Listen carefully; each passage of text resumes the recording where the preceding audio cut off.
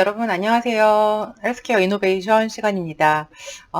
지난 시간에 저희가 파이널 프로젝트와 관련된 수업을 먼저 녹화를 하다 보니까 저희 그 지난 시간에 했던 연결되는 고리들이 조금 끊어지는 측면이 있는 와중에 키메스를 다녀왔죠. 키메스를 다녀오고 여러분들이 어떤 부스에 들러서 어떤 것들을 체험을 하셨는지 그 회사에 대해서 알아보고 인터뷰를 진행하는 장면 이런 것들을 제가 리뷰를 하고 제가 보았던 것들을 리뷰를 해드릴 것인가 아니면 진도를 나갈 것인가를 조금을 고민을 하다가 아무래도 교수님의 관점에서 여러분들이 하지 못했던 여러 가지 경험들을 추가로 설명을 드리면 이후에 나오는 헬스케어 이노베이션의 강의에 접목을 시켜서 여러분들도 우리나라도 이렇게 좀 발전을 하고 있구나 라는 것들을 느끼실 수 있을 것 같아서 제가 오늘 영상이 아마 조금 길어질 것 같은 거는 조금 양해 말씀을 미리 드리겠습니다. 그래서 일단은 키메스에서 교수님이 모아온 자료를 가지고 한번 여러분과 같이 리뷰를 해보도록 하겠습니다. 대부분의 여러분들이 인지기능 관련된 것들 그리고 재활과 관련된 기계들 그리고 어르신들이 쉽게 가실 수 있는 눈 안마기나 아니면 안마 시장과 관련된 것들 그 정도의 측면에서 많이 방문을 해 주셨던 것 같아요. 그래서 우리가 오늘 이제 디지털 헬스에 어떻게 보면 카테고리라이제이션화를 하면서 전체 뷰를 한번 볼 건데 거기에 여러분이 방문을 했던 시장은 어떤 시장인가 한번 보시고 거기에 빠졌던 것들인데 여러분이 꼭 아셨으면 좋겠다. 그리고 한국의 추세는 이렇다라는 것들을 교수님이 지금 먼저 추가를 해서 빨리빨리 말씀을 드리도록 하겠습니다. 네, 첫 번째 교수님이 들렸던 곳 중에 굉장히 이제 인상 깊었던 곳 중에 하나는 브레인테크라는 리코테 개인용 종합건강관리 기기를 취급하는 회사입니다. 이 기기를 교수님이 왜 방문을 했냐면요. 이 시험관이 있더라고요. 그래서 저 시험관은 뭐 하는 겁니까? 라고 말씀을 드렸더니 옆에 있는 화장실에 가서 소변을 받아오시면 개인용으로 측정을 할 수 있는 유린 검사를 할 수 있는, 소변 검사를 할 수 있는 집에서도 하고 그 검사 결과를 되게 빠른 시간 안에 앱으로 확인을 가능한 그런 것들을 판매하는 회사이다 라고 말씀을 해주셨어요. 이게 어떻게 보면은 교수님이 전반부에 OT에서 설명을 드렸던 서클이라는 회사에서 이런 것들에 조금 더 발전된 단계에서의 진행이 되는 것들을 보여주시고 계셨죠. 그래서 병원에 가지 않아도 유린 테스트기를 집에서 앱으로 확인할 수 있는 시대가 왔구나 해서 교수님은 냉큼 또 해주신다고 하셔서 냉큼 화장실에 가서 교수님의 소변을 받아가지고 이제 드렸고요. 그 전에 이제 설명하는 거를 한번 보여드리겠습니다. 왜 이거를 진행을 해야 되는지.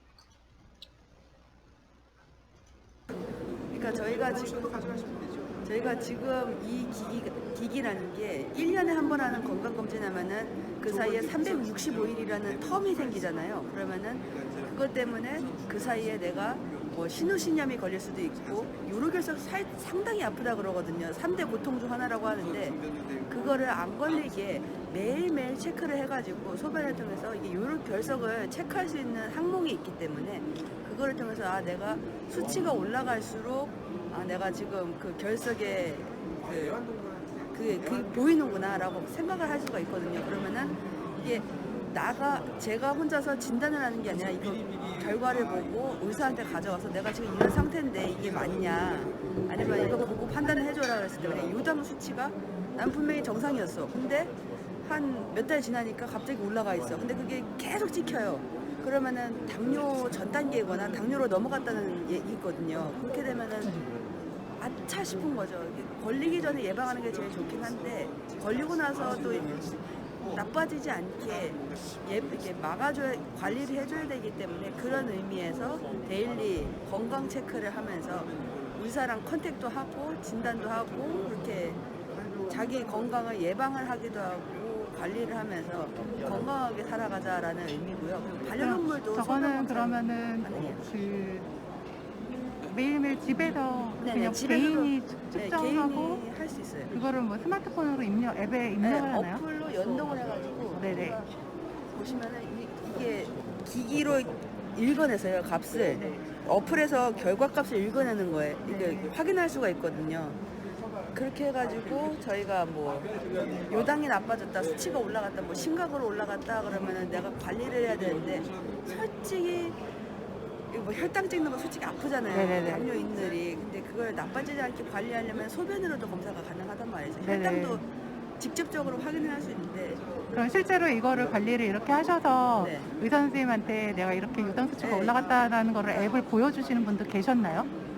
지금으로서 저희가 지금 이게 나오고 있는 아, 거기 때문에 네네. 지금 이렇게 갖고 가면은 확인할 수가 있고 저희가 또 원격 진료 지금 코로나 때문에 비대면이 점점 활성화되고 있잖아요. 네네. 비대면 진료 가능할 수 있게 저희가 지금 그 기능을 접목을 시키고 있거든요. 아, 그래서 네네. 연락을 해가지고 이러이러하다 그래서 그 기록을 보내거나 아니면 직접 들고 와서 보여주거나 둘 중 하나를 할 수 있는 거거든요. 네네. 그렇게 되면은 기록을 보여주고 전화를 걸어요. 그러면 내가 지금 뭐 만약에 단백질 수치가 많이 올라가 있는데 그러면 내가 이게 뭐가 나오는 것이냐 여기서 이렇게 나온다던데 그러면은 이렇게 확인을 해줄 수가 있냐 그러면 뭐 네네네. 처방을 받고 뭐 약사 이렇게 연결을 해가지고 뭐 처방을 받고 가지러 간다거나 따로 네네네. 진료 시간을 줄일 수 있는 거죠. 뭐 네네. 10분, 20분 걸릴 수 있는 거를 이게 그런 개인이 이렇게 조금 이런 당뇨나 아니면은 뭐 요런 결석이 있다고 검진에서 받은 상태에서 나를 계속해서 추적 관리하고 이런 거에 네네네. 필요한 네. 앱이겠네요. 물결석이라는 게 한 번 발생하면은 재발할 가능성이 네, 상당히 그죠. 높다고 네네. 이렇게 나와 있기 때문에 그럼 그런 개인이 저거를 구입하면은 어느 정도의 비용이 들어요? 지금 소비자가로 한 25만 원 돈이고요. 유선으로 이렇게 충전하는 방식으로 네. 무선 충전은 29만 원. 29만 원, 25만 원? 아, 알겠습니다. 감사합니다. 네. 그래서 아까 교수님이 이제 언급했듯이 건강검진을 하고 나면은 중고령자 이상에서는 건강검진을 하면은 뭔가 이제 빨간색 적신호들이 뜹니다. 예를 들어서 뭐 결석이 몇 개가 있어요. 신우신염이 이런 것들이 보일 것 같아요. 당 수치가 높아졌어요. 이런 거를 이제 약간 빨간불이 들어온 이런 성적표를 가지고 언제 이게 이제 응급 상황으로 될지를 모르는 상태에서 아슬아슬하게 살아가는 경우들이 있습니다. 요로결석도 그렇고 요로가 박혀 있다가 언젠가 이렇게 내려오게 되면은 그게 진짜 아이를 낳는 것보다 더 극심한 통증으로 저희 신랑도 예전에 그래서 응급실을 3군데를 방문을 해서 결국은 복합경으로 수술을 하고 결석을 빼냈었거든요. 그래서 이게 이런 장치들이 만약에 내가 검진을 했는데 내가 뭔가 하이 리스크가 있다는 거를 판명을 받았고 근데 이게 언제 피크치를 트레스홀드를 딱 치면서 역치를 벗어나면서 나한테 넘어가기 전에 내가 만약에 이 수치들이 증가가 되고 있다는 거를 눈으로 가시적으로 확인을 하면은 적어도 병원에 가서 수치들이 이러한데 한 번 더 검사를 해봤으면 좋겠습니다. 라고 미리 막을 수 있다는 측면에서 굉장히 좀 그런 좀 신박한 기기다 교수님이 생각을 하고 있고요.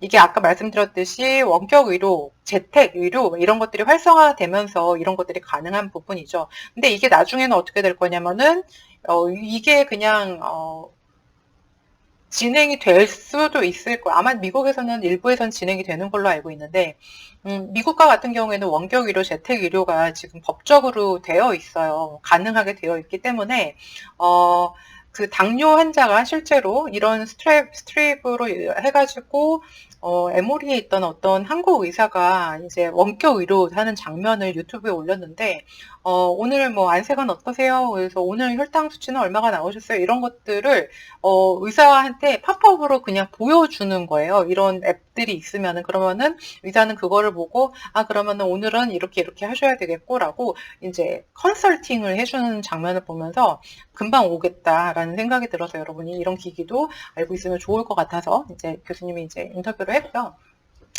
그래서 지금 이제 소변 받아오세요. 그러면서 이제 실린더랑 교수님한테 이제 컵을 주시면서 이제 말씀을 해주신 거고, 제가 받아왔을 때, 요 스트랩에 이제 소변을 묻히셔가지고, 그거를 잠시 앱을, 활성화시키고, 이렇게 분석하는 장면을 보여주셨어요. 이것도 한번 볼게요. 묻히거든요.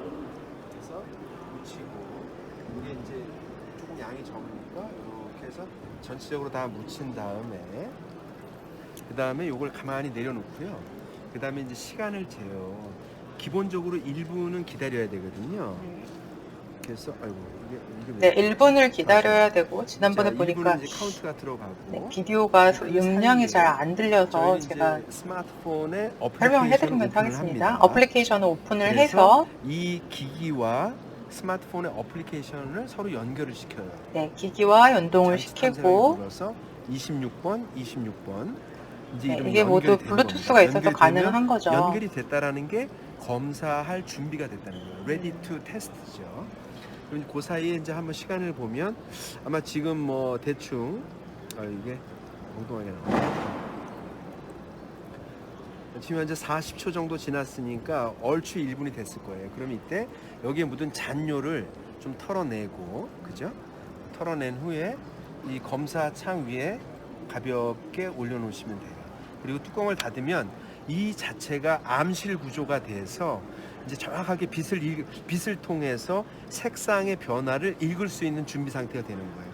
그럼 이제 이때 측정값 읽기 버튼을 누르시게 되면 단 6초 만에 10종에 대한 소변 성분을 분석을 합니다. 이런 식으로 하면 이런 식으로 이제 검사 결과가 나오는 거예요. 근데 이게 보니까 지금 백혈구, 즉 그 혈뇨가 조금 뭐 여기에 좀 뭐가 나오는 것 같긴 하거든요. 네네. 그리고 간, 이게 빌리루빈이 이제 간과 관련된 건데 거기에 좀 이제 관심이라는 이런 수치가 나오네요. 그래서 두 가지가 조금 이상이, 근데 이게 이상이 있다라기보다는 네. 이렇게 검사 결과가 나왔다라는 정도로 이해하시면 되고, 네네. 네. 그래서 이렇게 이제 측정을 하고, 이제 교수님 거 결과를 가지고 아까 빌리루빈이라는 수치가 좀 관심을 가질 단계이고, 그리고 백혈구의 수치가 조금 높았는데 염증 반응이 조금 있는지 한번 이제 주의를 깊게 어떤 변화들이 있는지를 봤으면 좋겠다라고 말씀을 해주시면서 어떤 일반적으로 이런 것들이 나왔을 때 어떤 소견인지 이런 것들도 설명해주는 애플리케이션으로 보여주는 이런 것들도 보여주셨습니다. 그래서 학생들한테 이제 다시 한번 설명해 주시는 단계이고요. 한번 이것도 들어보시겠습니다. 우리가 적은 비용으로 또 빨리 그 질병에 대응을 하기 때문에 쉽게 치료도 할 수 있고 그렇게 되는 거죠. 그래서 미리 사전에 이제 어떤 그 질병을 좀 그 예방을 한다 그럴까? 아니면 선제적인 조치를 한다 그럴까? 네, 선제적인 조치, 그리고 사전 예방 이런 단어들이 좀 꽂히셔야 됩니다. 마케팅으로 지금 소개를 하고 있는 곳이면 요양 보호사분들 계시잖아요. 그분들이 이제 어르신들에 되게 방문하면서 여러 가지 뭐 이제 건강이나 이런 거 체크를 해드리는데 사실은 이런 장비 가볍게 갖고 가서 할머니, 할아버지들 소변 검사에서 소변에서 측정하는 거, 그리고 또 그분이 갖고 계시는 체온계나 뭐 맥박계 이런 거 들고 다니면서, 그러면 그 전에는 체온, 혈압, 뭐 맥박, 심전도 이런 거는 이제 웨어러블을 통해서 손쉽게 체크할 수 있으니까 그 정도는 됐지만 소변 검사는 사실 어렵거든요. 근데 그걸 이게 가정에서 바로 할 수가 있는 거예요. 이게 또 다른 좋은 거는 우리나라는 아직 원격 진료나 원격 의료가 활성화 안 돼 있지만 외국은 지금 여러 나라가 하고 있거든요. 이게 원격 의료에 바로 어플리케이션으로 되어 있기 때문에 태울 수가 있어요. 그래서 네, 지금 설명해서 들으신 것처럼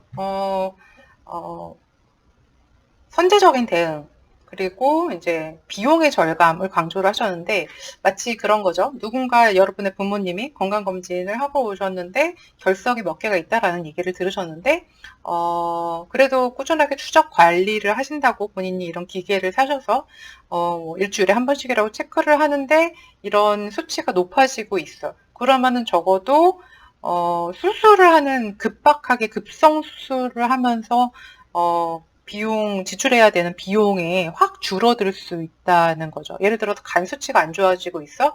그러면 간에 대해서 뭔가 예방하는 작업을 할 수 있다거나 이런 것들을 말씀을 하시는 거고, 또 이런 것들의 쓰임새의 과정에서 있어서 요양보호사들이 방문 요양을 진행을 하면서 요 주의 리스크를 가지신 이런 수급자들을 대상으로 해서 여러분이 키메스에서 돌아다니셨을 때 많이 보셨던 것처럼 이런 체온에 대한 패치라든지 심전도도 있고 여러 가지들이 있잖아요. 이런 것들 중에 뭐 이런 스트랩을 가지고 다니면은 좀 리스크를 미리 산재적으로 막을 수 있지 않을까라는 것들이고요.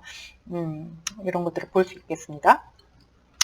자, 그 옆에 있는 부스는 고려 아이텍이라는 회사였는데 여기는 99%가 수입으로 사용하는 인공수정체에 국산 판매에 도전장을 낸 업체라고 해요. 그래서 한번 이것도 이사님 말씀 들어보시겠습니다. 차와연인가? 둘이 선전하는 건데 사실 그런 글로벌 기업에서 99.9% 정도 다 수입을 해서 쓰고 있어요. 네, 인공수정체가 99.9% 수입해서 사용을 하고 있는데 놓이는 거가 많아지면 결국은 쉽지 않잖아요. 근데 그게 전량 수입을 하고 있는데 저희가 이제 유일하게 그 인공수정체를 제조를 해서 저희가 이제 공급하고 있는 회사예요. 그래서 나름 사명감을 가지고 만들긴 했는데 아직 저변 확대가 아직 되고 있지는 않지만 이제 여러분들한테 계속 홍보하면서 국산도 있다, 인공수정체가 이런 걸 알리면서 이제 점점 마켓시어를 좀 늘려나가려고 하고 있어요.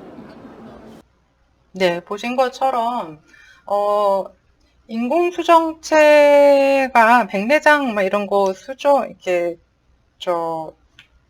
수술할 때 많이 필요하죠. 많이 필요한데 이거는 지금까지는 99.9%가 외국에서 수입하는 거에 의존을 하고 있다. 근데 유일하게 이제 한국에서 개발하는 업체이고 아직까지는 저변 확대가 안 돼 있기 때문에 지금 이제 홍보에서 나와서 홍보를 하신다라고 말씀을 해 주셨습니다.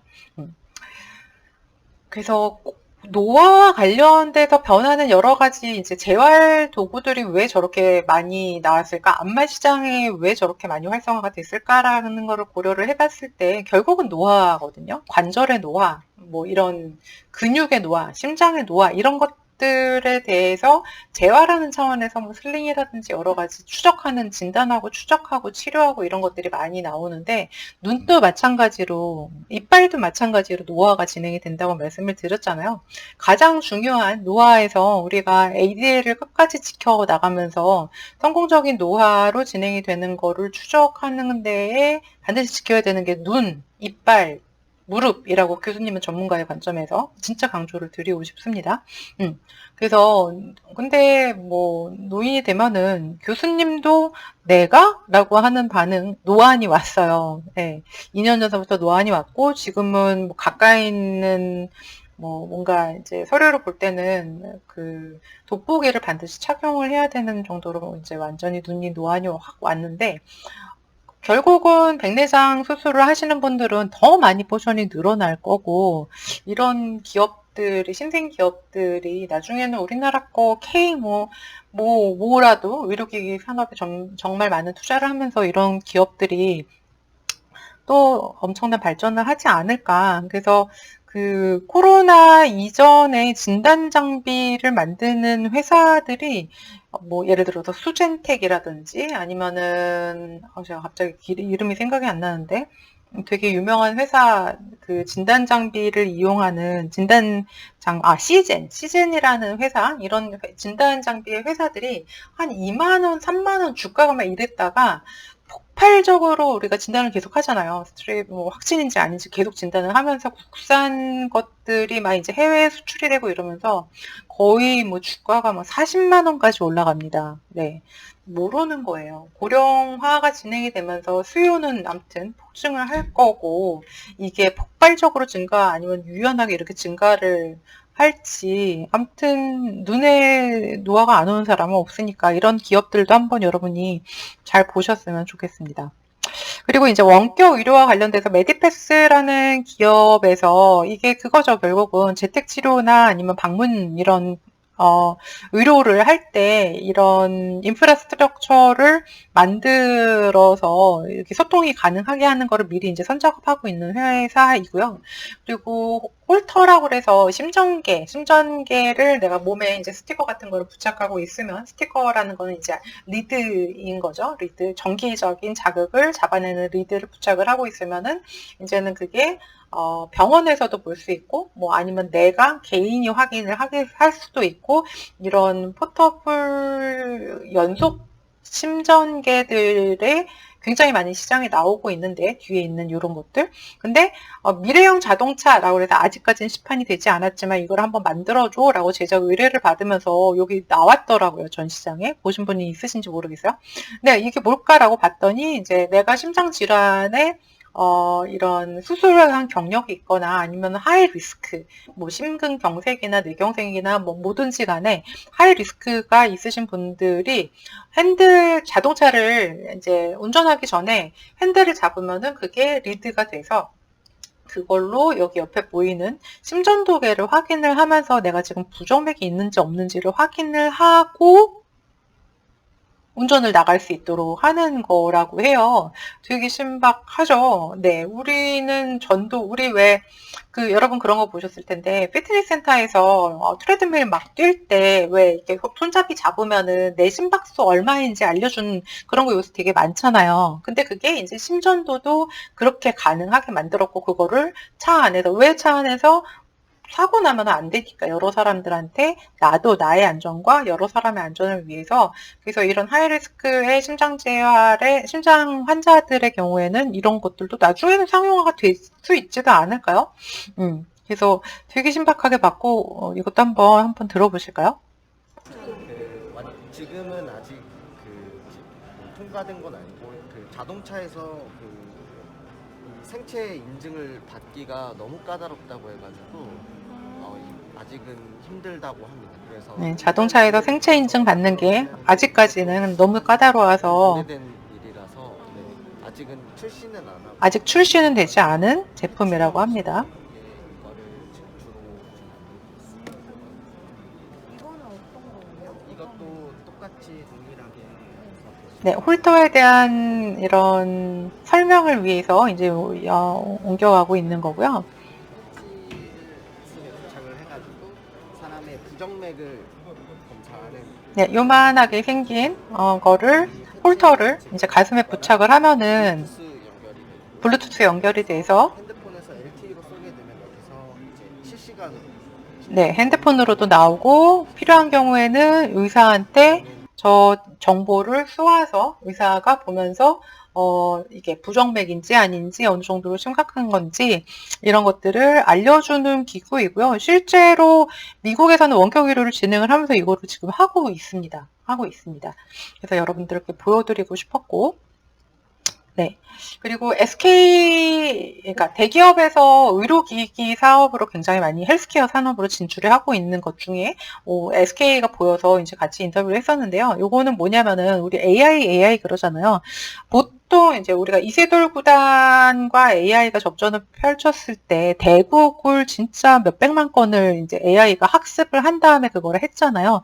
마찬가지로 나중에는 우리가 소위 말하는 병리학과 의사들, 암을 진단을 하거나 그런 분들이 진짜 많은 연구를 통해서 개인적인 이런 안목으로 이게 암이다라는 거를 진단을 하는 거를 이제는 AI가 학습을 해서 그걸로 진단을 하는 솔루션들을 개발을 하고 있고 그게 지금 여기서 말씀해 주신 거는 뇌출혈과 뇌졸중의 사례를 가지고 AI로 판독을 하고 있는 솔루션을 지금 병원과 같이 개발을 하고 있다라는 거를 말씀을 해 주시는 장면인데 이것도 한번 들어보실게요. 케이스를 좀 더 이쪽으로 올려가지고 판독을 좀 이쪽으로 얹어보시죠.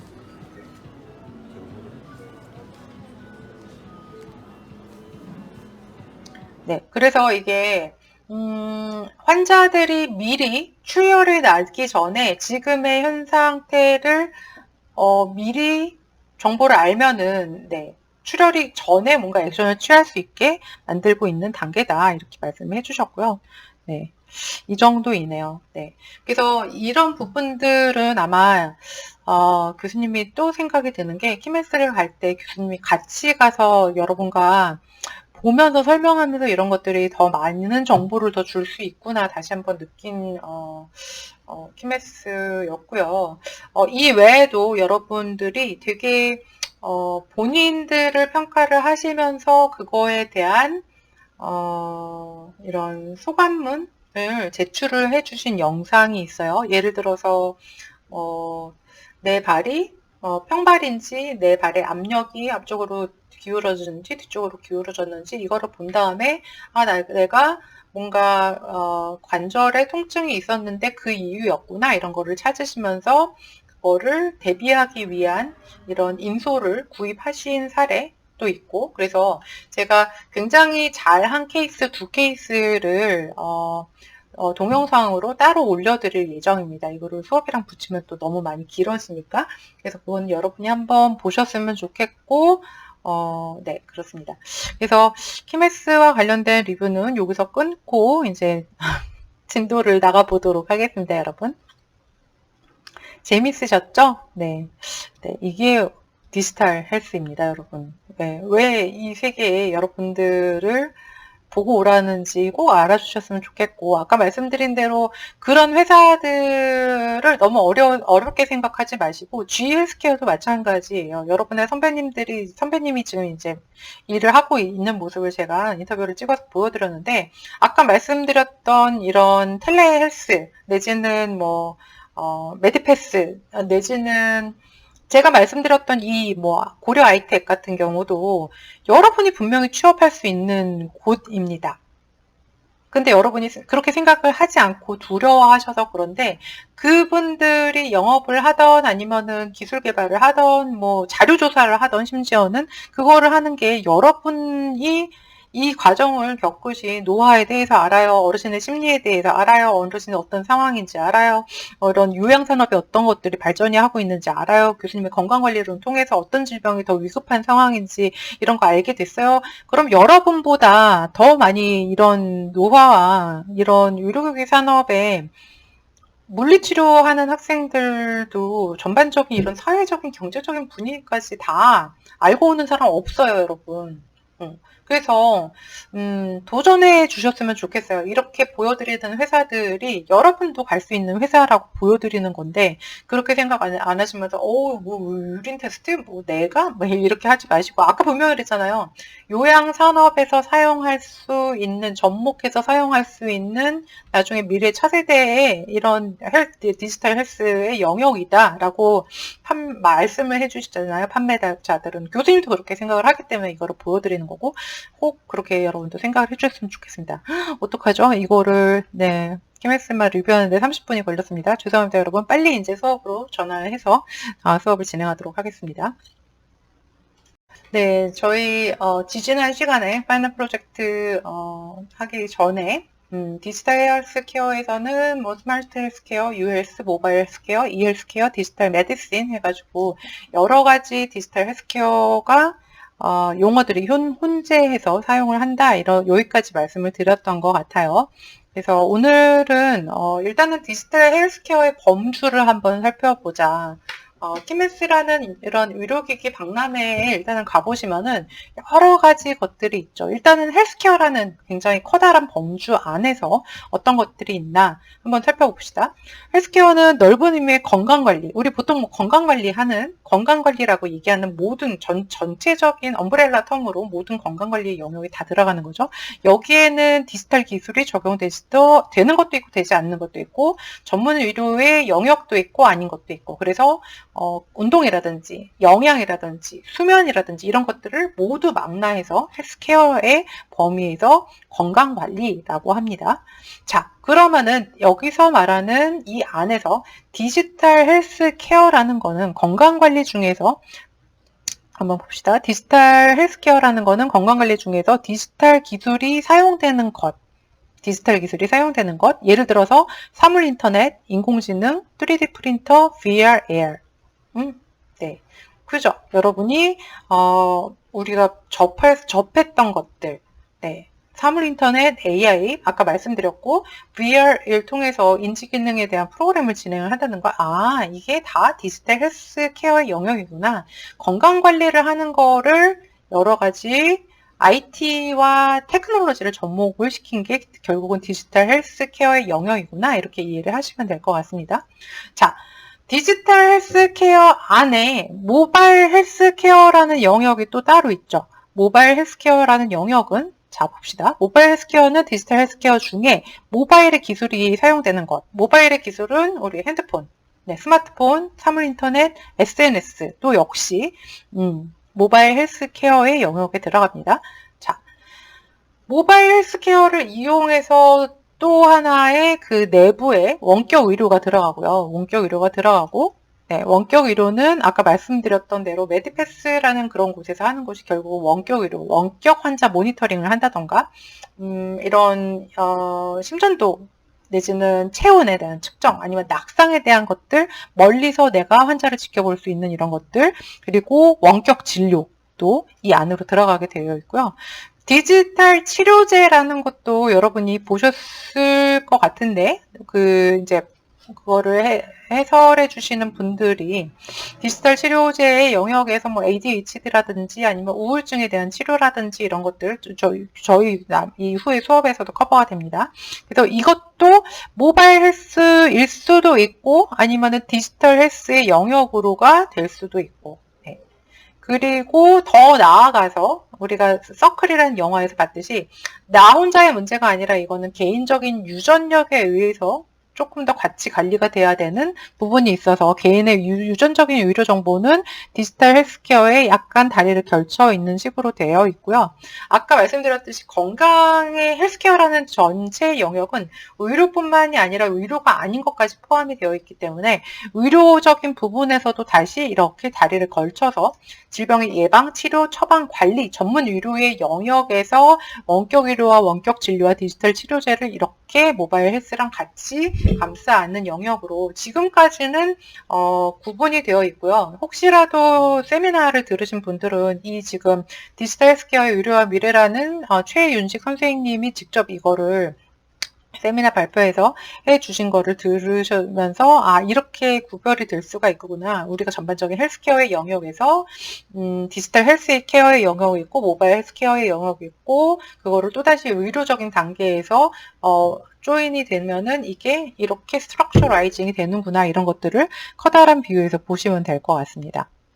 그래서 디지털 헬스케어의 개념 및 정의를 보면 일단은 말씀드렸듯이 헬스케어는 질병의 진단, 치료, 관리뿐만 아니라 더 커다란 텀이라고 말씀을 드렸죠. 운동, 식이, 수면, 이런 명상도 들어가고요. 체중 감량 이런 것들이 다 포함된 것이고 의료의 경우에는 질병을 진단하고 치료하고 관리하고 예방하고 수술하는 전문적인 의료인의 분야.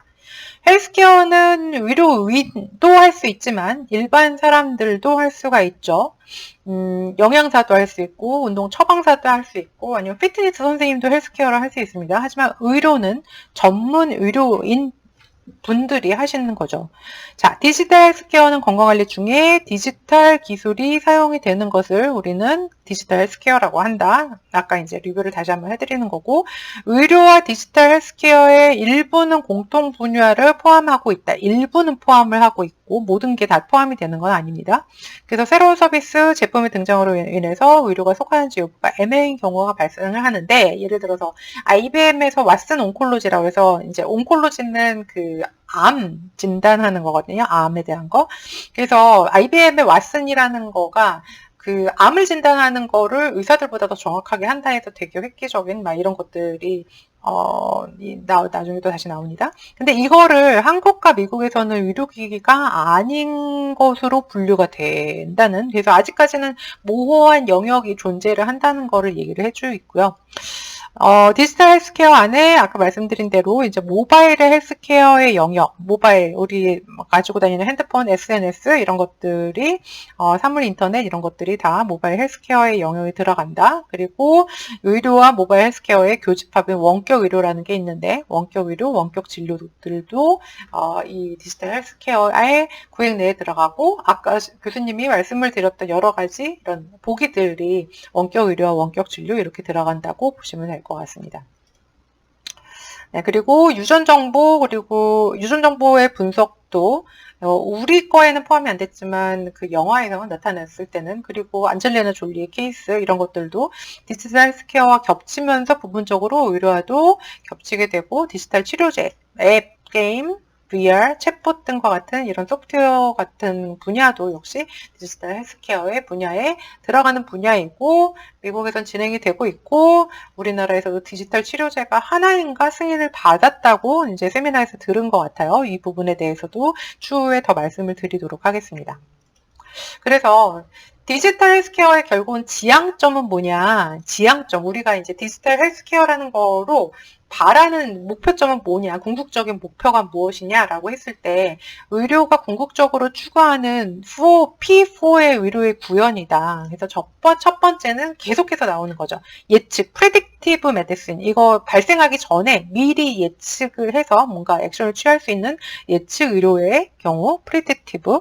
그리고 맞춤 의료, personalized. 모든 사람들이 가지는 게 아니라 나의 특화된, 나의 퍼스널 특징과 관련된 거를 반영하는 메디신. 그리고 터지기 전에 프리벤티브 메디신.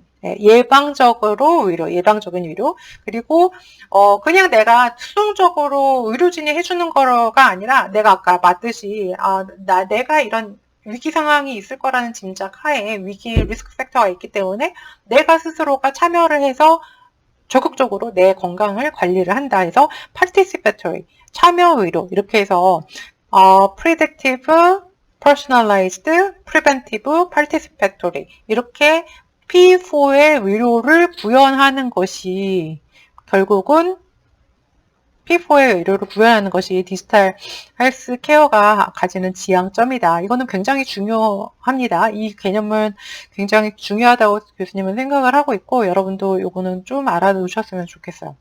그래서 지금까지의 의료는 어떻게 보면 질병이 터지고 나서 그거에 대해서 치료를 하는 거였다면은 예방적인 의료가 더 확산이 돼가지고 건강 관리의 관점, 헬스케어의 관점이 더 부각이 된다고 말씀을 드렸는데 결국은 여기서 디지털 헬스케어라는 디지털인 매체가 들어오면서 더 퍼스널라이즈드, 더 프리딕티브, 우리가 예측하지 못했던 것까지 AI나 다른 것들을 이용해서 예측하고 예방하고 참여하고 내가 스스로의 퍼스널라이즈 된 의료를 지향하는 것이 디지털 헬스케어의 지향점이다 라고 보시면 될 것 같고 그러다 보니까 질병에 대한 사전의 예방 그리고 개별 환자에 대한 맞춤형 의료 그리고 그 과정에서 의료진이 아니라 나 스스로의 환자 스스로의 역할이 더 커지는 의미를 가지게 됩니다. 그래서 디지털 헬스케어 궁극적인 목적인 P4의 구현을 하기에는 무리가 있지만 디지털 헬스케어의 구현을 통해서 결과적으로는 P4의 많은 부분을 충족이 가능하다라는 것을 우리가 알 수 있겠습니다. 네. 자, 이렇게 이제 디지털이란 테크놀로지가 의료기기, 헬스케어의 디지털 헬스케어의 영역에 들어오게 되면서 IT 공룡 기업들의 헬스케어의 진출이 가속화되고 있다. 네, OT에서 말씀을 드린 대로 우리나라에서도 카카오 네이버가 진출을 하고 있다고 말씀을 드렸었죠. 그리고 미국에서는 뭐 워낙에 2014년, 2015년을 디지털 헬스케어의 태동의 원년으로 삼고 있고요. 전통적으로 헬스케어 기업으로 분류되지 않았던 자, 들어보세요. 애플, 구글, IBM 네. 이 회사들은 무슨 회사예요? IT 회사잖아요. 우리가 알고 있는 무슨 IBM 컴퓨터, 구글, 애플, 구글 안에 유튜브, 애플 워치, 아이패드, 이런 거에 익숙한 IT 기업들이 헬스케어의 기업으로 들어오고 있다는 거죠. 독자적인 생태계를 구축을 하면서. 네. 그건 그렇고 여러분이 헬스케어 기업이다 그러면은 혹시 생각이 나시는 회사들이 있나요? 우리나라 같은 경우에는 뭐 헬스케어다 그러면 병원, 의원 이렇게 되고 제약회사들 뭐 여러 가지 동국제약 또 한때 지금도 어르신이 아니라 여러분의 부모님 연령대에 굉장히 많은 주목을 받았던 셀트리온 항체 생산했던 셀트리온 기업이라든지 이런 곳이 사실은 IT가 아닌 헬스케어와 관련된 기업이죠. 미국에서도 마찬가지로 공룡 제약회사들, 머크라든지 파이자 들어보셨죠? 우리가 코로나 시대에 백신과 관련된 여러 기업들, GSK라든지 뭐 존슨앤존슨도 우리는 뭐 베이비 파우더만 생각을 하지만 사실은 헬스케어 기업에 관련되어 있고 백신 도진 생산을 하고 있습니다. 그리고 머크라는 기업도 있고요. 네, 그런 것들이 기본적으로 우리가 얘기를 하는 제약 회사라든지 광범위하게 좀 이제 헬스케어 기업이라고 할 수 있는데, 이런 전통적인 헬스케어 기업으로 분류되지 않았던 소위 말하는 IT 기업들, 애플이라든지 구글이라든지 IBM 등의 기업에 의해서 주도적으로 2014년에서 2015년에 이런 디지털 헬스케어에 접목을 시키면서 본격적으로 막 활동을 하고 있습니다. 그래서 요 지금 보여드리는 요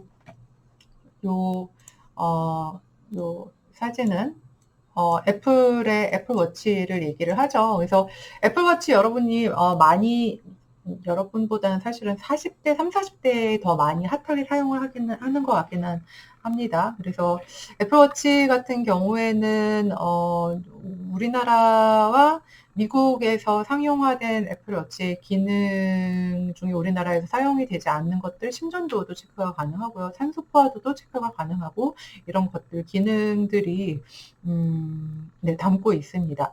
그래서 의료기기 회사에서 하는 거를 어떻게 해서 애플이라는 IT 회사에서 네, 이런 쪽으로 조금 더 이제 어떻게 보면 굉장히 커다란 쓰나미 같이 파고가 이제 밀려들고 있는 거죠. 거기에 돈이 있는 공룡 기업들이 이제 진출을 하고 있는 거고.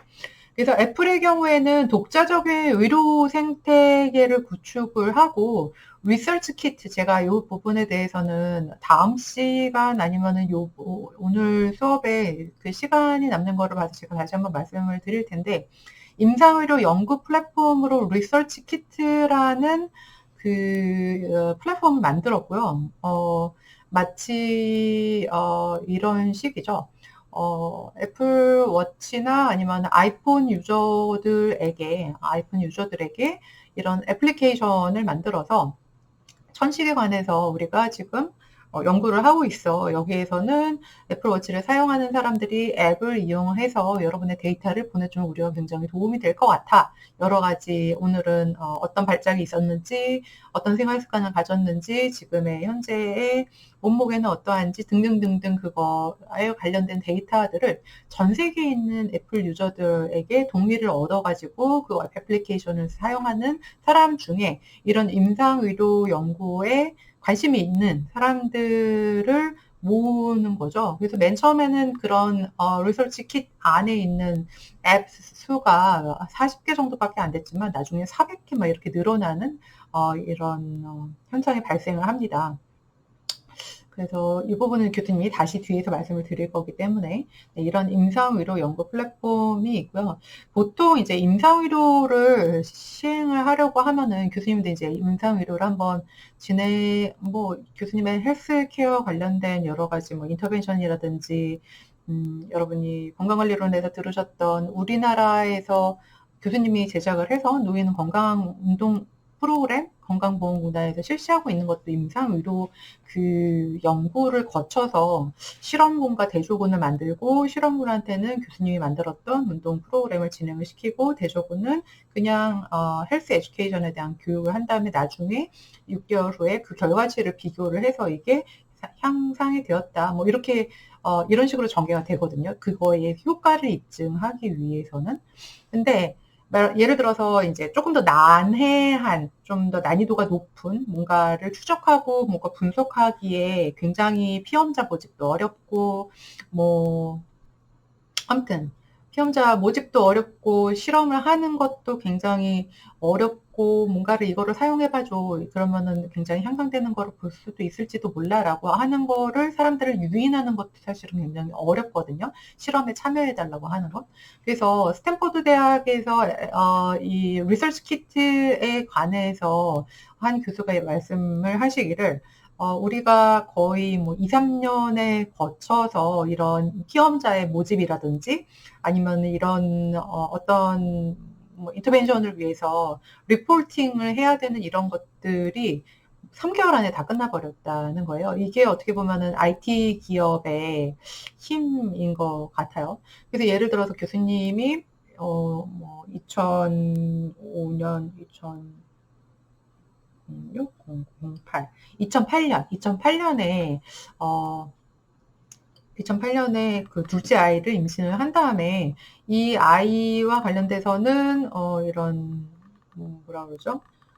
임신 중독이라든지 뭐 비만이라든지 이런 것들을 조금 프리벤티브 할 수 있는, 예방할 수 있는 뭔가를 찾았으면 좋겠다 해서 건강보험공단에서 일을 하고 있기 때문에 건강보험공단이 전 국민을 커버를 하고 있잖아요. 그래서 임산부가 이런 임신 중독에 걸려서 당뇨가 걸렸을 때 이 사람들이 어떻게 관리를 해야 되는지, 어떤 운동을 해야 되는지 이런 거에 대한 자료를 찾아봤더니 전무한 거예요. 그래서 인터넷으로 막 이제 임산부는 어떻게 운동을 해야 되지?를 찾아봤는데 교수님이 전공자이기 때문에 외국에 있는 여러 가지 논문들을 찾아서 이 정도의 강도로 이 정도로 하면은 아이한테도 해가 없고 체중이 유지가 되고 이렇게 올라갔던 리스크의 당도 떨어지고 이런 걸 찾아서 교수님이 실행을 했는데 그 당시에 그거에 대해서 가이드라인을 준 곳은 아무 데도 없었어요. 비만 학회나 이런 학회 등이나 아니면 건강과 관련된 보건복지부라든지 아니면은 건강보험공단도 없었어요. 근데 이런 것들은 임산부는 태아를 임신을 하고 있는 상태잖아요. 생명이 관련이 되다 보니까 사실은 이런 인터벤션을 뭔가를 진행을 하는데 생명이 관계가 돼 있다 보니까 피험자를 모집하는 게 진짜 어려워요. 근데 이런 애플워치의 앱을 사용해서 자유롭게 임산부는 활동량을 등록을 해줄 사람 해가지고 모집을 하면은 교수님 같이 이런 거에 관심이 없던 사람도 나는 이런 활동량을 추적을 해가지고 나중에 아이가 최종적으로 몇 킬로그램에 낳는지 이런 것까지 끝까지 보고를 하고 싶어. 내지는 요새 하고 있는 것 중에 이제 교수님은 건강검진을 교수님의 남편이 대기업에 다니고 있어서 대기업에 다니는 사람들이 그 배우자까지 건강검진을 해주는 시스템 안에 들어가서 하고 있거든요. 근데 거기서 이제 삼성병원에서 하는데 삼성병원에서 갱년기의 전부터 갱년기 후까지 해당이 되는 딱 교수님의 베이비붐 2세들과를 대상으로 해서 검진 자료를 쉐어해서 계속해서 리포팅을 해도 되겠냐, 그러니까 리포팅하고 추적 관찰을 해도 되겠냐라는 거를 동의서를 받더라고요. 뭐 교수님이 얼마나 이런 연구가 힘든지 알기 때문에 오케이 하고 했는데 지금 한 6년째 추적을 하고 있고 건강검진은 거의 매년 내지는 거의 매년 받고 있고 거기에는 교수님의 여러 가지 뭐 체중서부터 BMI서부터 콜레스테롤 수치부터 스트레스 레벨에서부터 건강에 대한 영양에 대한 섭취서부터 이런 거를 1년의 기록들이 쫙쫙 나오잖아요. 그리고 그 연구기관 삼성과 관련된 어느 대학 병원이었던 것 같아요. 연구기관에서는 그래서 지난 3개월 동안 생리의 시작 일수와 맞췄던 일수를 뭐 리포팅해서 보내주세요 해가지고 이거를 메시지로 하고 있어요. 메시지로. 그러고 메시지를 보내면은 뭐 이렇게 작은 기프티콘, 뭐 GS 편의점에서 사용할 수 있는 뭐 2,000원짜리, 3,000원짜리 이런 기프티콘이 오더라고요. 근데 이렇게 하면은 사실은 관리하는 게 조금 힘들죠. 근데 만약에 어플리케이션을 딱 깔아줘서 우리는 애플에서 이런 리서치 키트의 안에 이런 갱년기 전후의 여성의 건강관리에 관련된 것들을 주기적으로 보면서 리포팅 해줄 수 있는 그런 것들을 원해라고 하면은 그거는 오히려 접근이 더 쉬울 것 같아요. 마치 교수님이 핏빗을 사용해서 교수님 스스로가 관리를 하는 것처럼 그런 사람들이 분명히 교수님 세대에는 분명히 많을 거라는 거죠. 네, 그리고 이런 핸드폰의 스마트폰이나 핸드폰의 사용이 그렇게 막 부담스러우지 않은 세대가 교수님 세대이다 보니까 베이비붐 1세대랑 2세대랑 또 굉장히 틀리는데 교수님의 베이비붐 2세대를 여러분이 반드시 이해를 하셔야 되는 게 중년층에 들어갔죠. 중고령으로 향하고 있죠.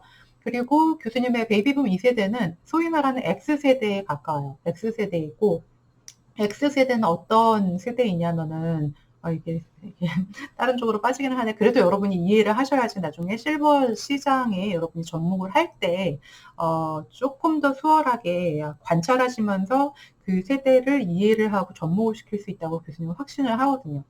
X세대는 어떤 세대냐면요. 처음 인터넷 세대예요. 처음 인터넷 세대.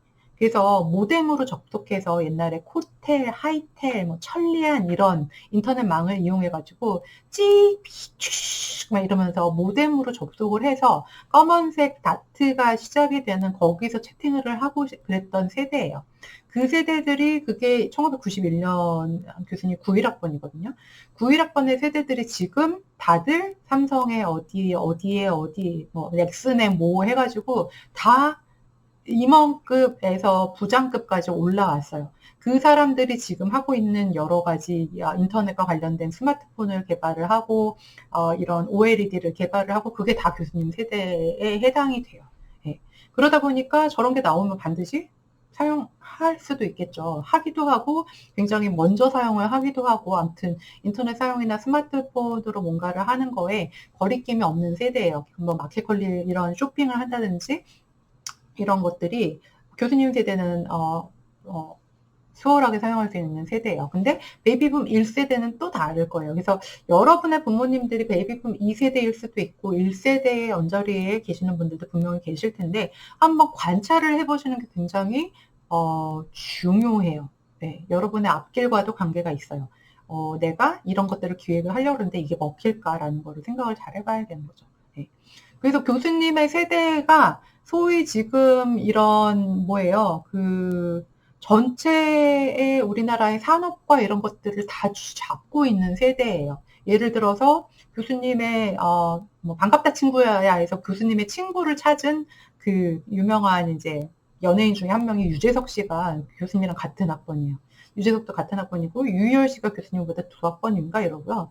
그 BTS를 성공시킨 방시열 씨가 교수님보다 2학번이고요. 다 고만고만하게 지금 막 이렇게 잡고 있는 세대들.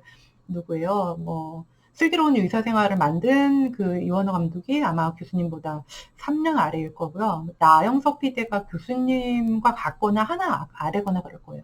그래서 지금 문화 컨텐츠와 영화와 막 이런 것들을 막 만들어내고 스마트폰과 관련된 여러 가지 쇼핑에서부터 마켓컬리서부터 이런 것들이 다 고세대예요. 68년, 67년서부터 대략 72년 정도의 세대, X세대들.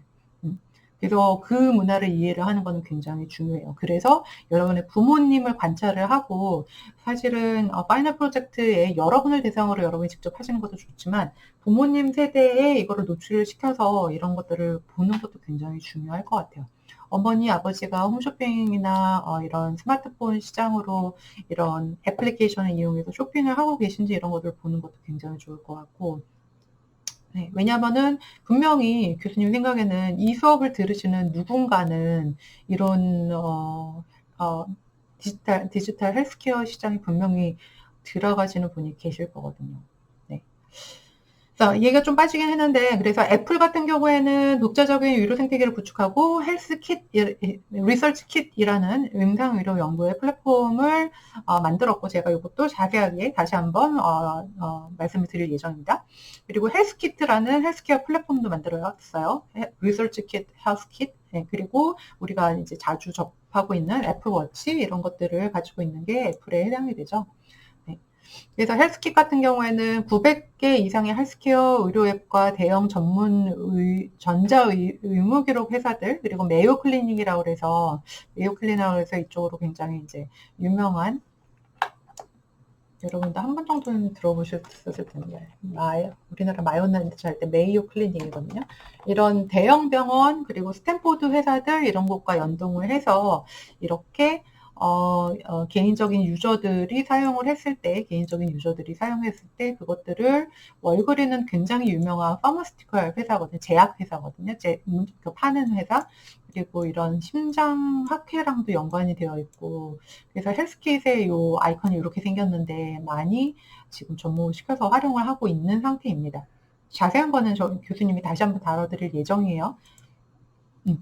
자, 구글도 굉장히 유명하죠. 구글에 대해서 교수님도 스토리가 있는데 구글, 아마존 지금은 뭐 미국의 주식 20대들도 굉장히 많이 한다고 그러는데 구글과 아마존이 교수님이 한창 97년, 98년 이제 제론톨로지를 전공을 하는 거를 결정을 하고 도서관에서 막 작업을 하고 있는데 친구들이 다 그때 야후 그 전에 이제 yahoo.com에 많이 접속을 해서 서치 엔진을 사용을 하다가 어느 순간부터 구글이라는 엔진을 켜놓고 사용을 하는 거예요. 그 당시에 유행은 아니고 사용했던 그 저장 드라이브가 지금은 없어진 집이라는 ZIP 되게 두꺼운 스와파이 디스크에서 작은 그 소형 디스켓에서 되게 딱딱한 그거보다 더 작은 걸로 넘어갈 세대였는데 설치 엔진은 구글을 사용하기 시작했고 아마존이라는 기업이 맨 처음에 나왔는데 맨 처음에 그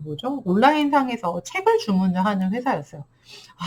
지금 너무 아쉬운 거죠. 만약에 교수님이 이런 것에 조금 주식 이런 데 관심이 있었다면은 그때로부터 지금 몇백 %가 성장을 한 회사들이니까. 근데 아무튼 성장하고 발전하고 이 회사들이 마치 이제 삼성이 우리나라에서 이렇게 발전을 하면서 삼성도 헬스케어 쪽으로 지금 이제 투어링을 하고 있는 거는 바이오 헬스 쪽으로 투어링을 하고 있는 거는 여러분이 아마 한 번 정도는 뉴스에서 접해 보셨을 거예요.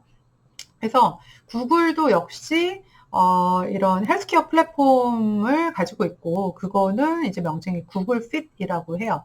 그래서 베이스라인 스터디 이것도 건강한 사람들의 신체 상태를 규명을 하고 그리고 암세포에 대한 조기 발견, 그리고 혈당 측정, 콘택트 렌즈 개발 등을 진행을 하고 있는 게 구글이라는 회사예요. 이 스마트 렌즈와 관련돼서는 교수님이 다시 한번 언급을 할 건데 이거는 이제 하다가 멈추기는 했지만 아무튼 진행을 했던 회사가 구글입니다. 어떻게 보면은 서치 엔진으로 유명한 구글이 헬스 쪽으로 약간 하면서 약간 의아해할 수가 있죠. 근데 이런 변화들이 목격이 됐고 구글 같은 경우에는 특히 그 스타트업에 투자를 하는 구글 벤처스라는 투자 기업을 설립을 해요.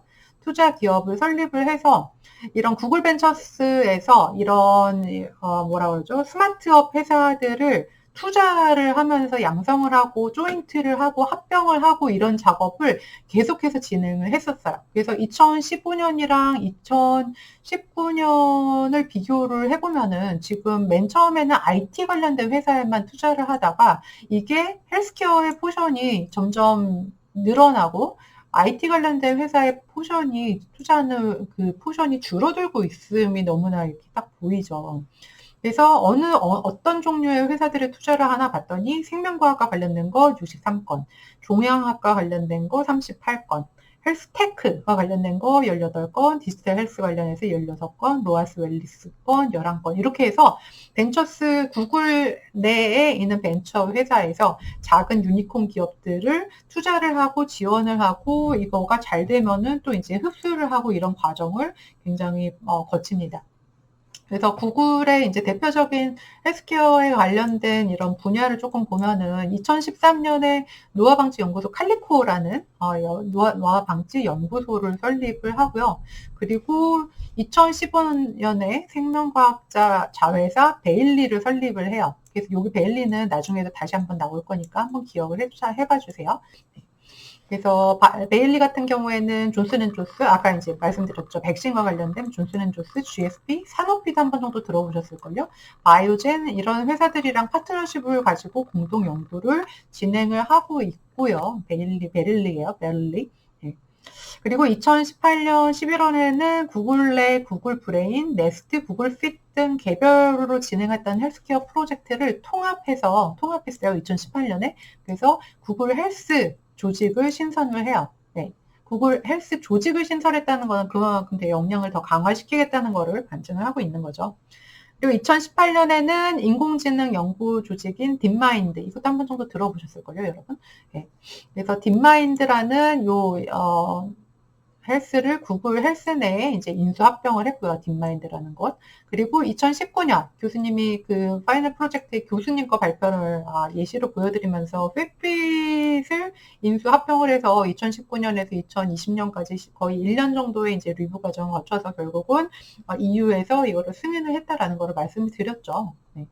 그래서 2019년에 구글 벤처스 이제 약자가 GV인데 구글 벤처스에서 발굴한 10개 기업 중에 조금 여러분이 관심을 가지고 보실 만한, 그리고 좀 이런 것들이 되게 신기하다, 그럴 수도 있겠네라고 하는 이런 헬스케어 분야를 교수님 몇 개를 말씀을 드릴 텐데, 첫 번째는 짚라인이라는 회사예요.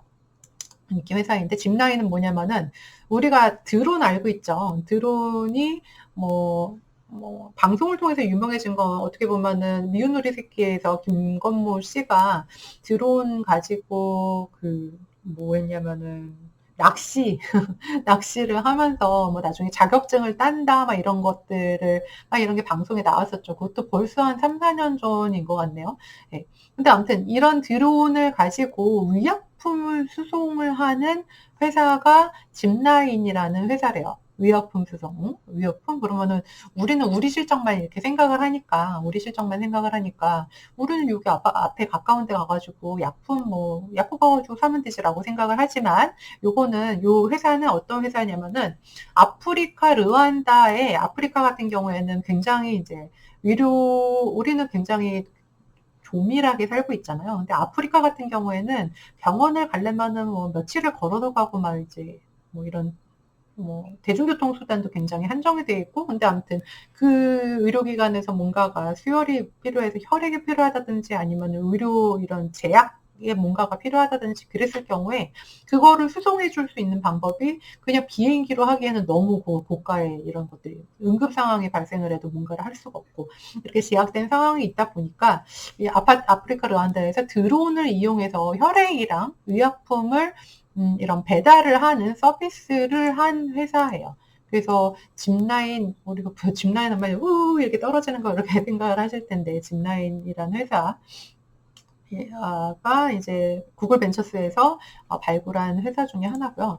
슈로딩거 여러분 들어보셨을까요? 교수님도 최근에 들었는데, 슈로딩거 회사는 제약 바이오 연구에 필요한 소프트웨어 솔루션을 개발을 한다. 이게 뭐냐면은 예를 들어서 우리가 신약을 하나를 개발을 하려고 그러면은 그거를 화학적인 성분서부터 시작해서 그거를 맞춰 나가서 요거를 실험을 하면서 이게 요만큼의 효과가 있고 극대화의 효과가 있고, 이것들을 예전에는 이제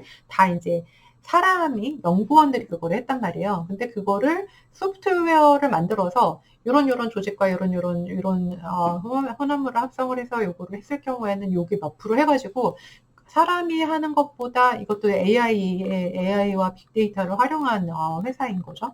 그래서 이런 거를 거의 10%의 그런 거로 줄여줬다고 그러더라고요.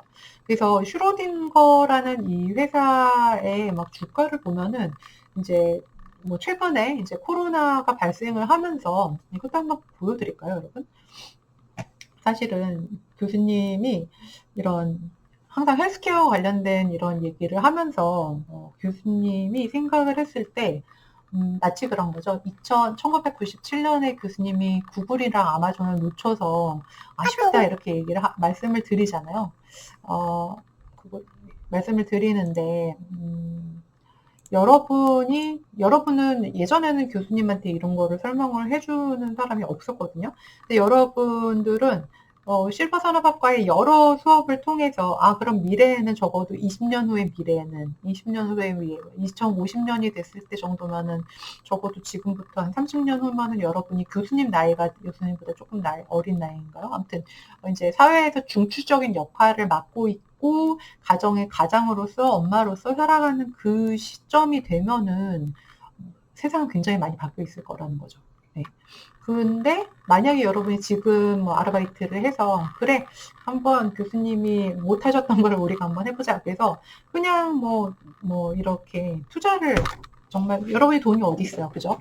근데 하지만 이렇게 스물 투자를 하는 거죠. 근데 넣다 뺐다 이런 게 아니라 그냥 박아놓고 이게 뜨나 안 뜨면 어쩔 수 없고 한 주인데 이렇게 해가지고 주식을 하나, 여러분이 생각했을 때 진짜 디지털 헬스케어 분야에 관심 있는 이런 회사에 한 주라도 이렇게 해가지고 한 2050년에 한번 열어보셨으면 좋겠어요.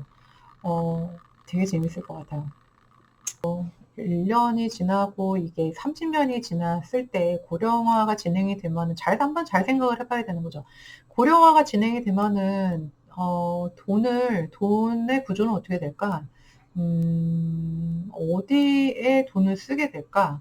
예를 들어서 마치 그런 거죠. 코로나 상황이 터졌어요. 네, 이런 되게 특이한 상황이 터졌는데, 고립이 되고 나가지를 못하다 보니까 우리가 원래 핫하다고 생각했던 엔터테인먼트 주식이나 이런 회사들은 뭐 패션에 관련된 것, 엔터테인먼트에 관련된 것 이런 것들은 굉장히 조금 줄어들었죠. 좀 이렇게 저하가 됐는데 오히려 이런 건강과 관련된 이런 곳에는 더 관심이 더 집중이 되기도 하는 거죠.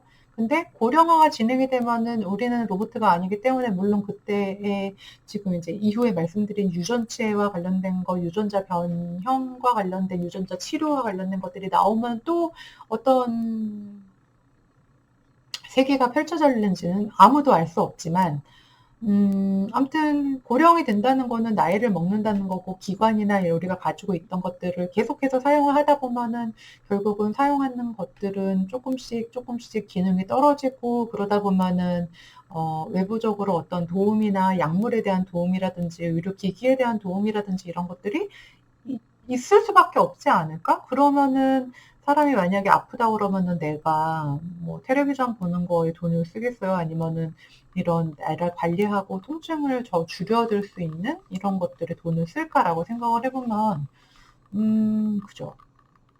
그럴 것 같죠. 네. 그래서 여러분이 한번 공부하시면서 잘 고민을 해봐 주셨으면 좋겠어요. 여러분의 인생도 달린 문제이기 때문에 물론 이제 진로를 그렇게 잡아 나가시는 것도 좋지만 진로를 안 잡는다면은 여러 가지 마인드로 미래를 우리가 그래도 미래의 전망이 이렇다라는 거를 조금씩 배워온다면 그러면 그냥 그런가 보다 하는 게 아니라 여러분 전공자이기 때문에 좀 다른 접근을 할 수 있지 않을까 이런 생각이 들어요. 네.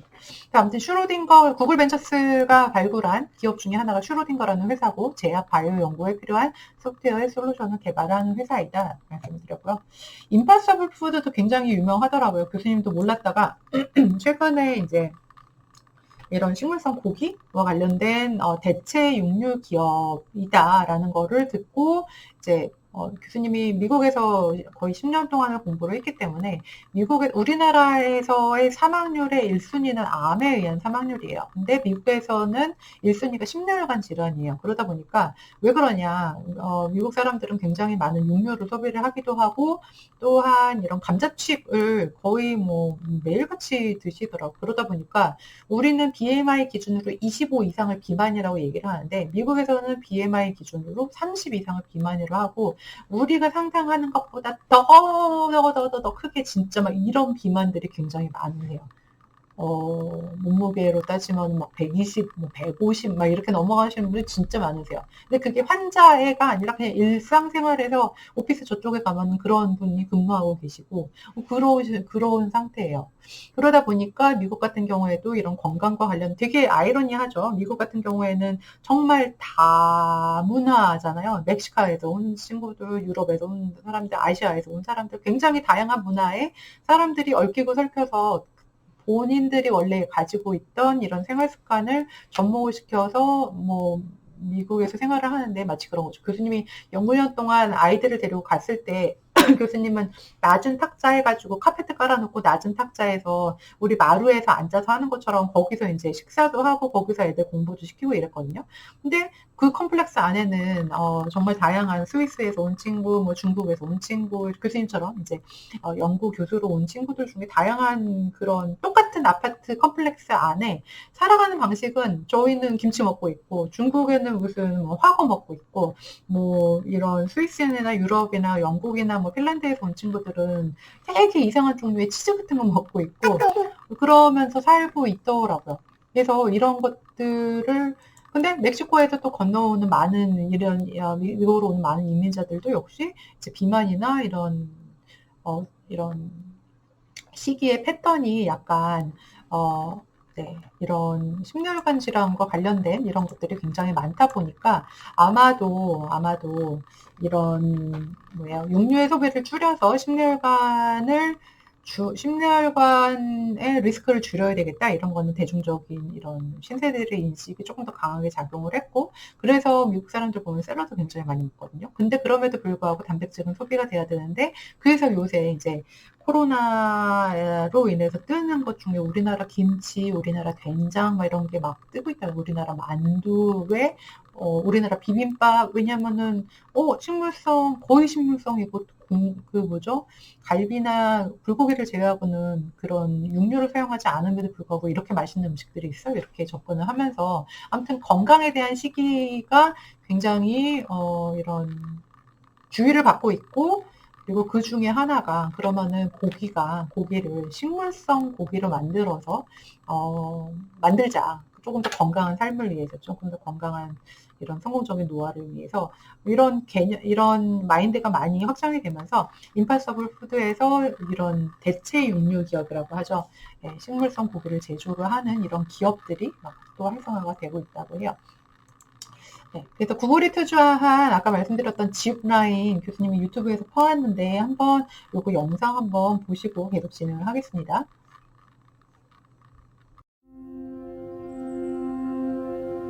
Rwanda is known as the land of a thousand hills. It is a very difficult country in terms of topography, and many areas are hard to reach. Traversing that terrain to get to a rural village can take hours, even though it's a very short distance. Today, if a mother is giving birth and suffers from postpartum hemorrhaging, her life is dependent on getting a blood transfusion. There are many different types of blood types. They have a limited shelf life. And the challenge is when you need blood, you need it immediately. But it is unpredictable which geography that will occur in. Hospitals that are in more remote areas can have a very hard time getting enough reliably supplied blood. The time to order and get the supplies by truck is just too late. There's no way that we can overcome the time that it takes to get anywhere during the rainy season. And people would say, okay, during the rainy season, we're just not going to make it. The best case scenario, it would take at least 4 hours. But with Zipline, we are looking at cutting that 4 hours to something like 15 minutes. It is a team of Rwandese who came together with Zipline to groom the project and to make it happen in Rwanda. Their ultimate vision is to put each and every one of those 11 million citizens within a 15 to 35-minute delivery of any essential medical product that they could need. And that's a revolutionary idea for any country in the world. The use of drones to deliver life-saving medical products can overcome the lack of road infrastructure. We need to let our imagination soar. When you have a commodity, rare in supply, that might be an unusual blood type or something like a rabies vaccine, and you need it immediately, the idea that we could use a drone to be able to deliver this to the country is absolutely brilliant. There's nothing else that could do that in that way. It is like we will no longer go around the hills, but we fly over the hills. We've pulled together a team from places like Boeing, SpaceX, Google, Lockheed Martin.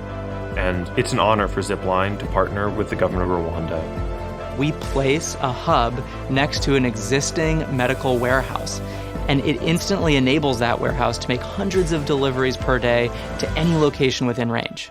The doctor sends us their order by text, by phone call, whatever's convenient. Somebody identifies the need and then prepares the package, puts it on a drone.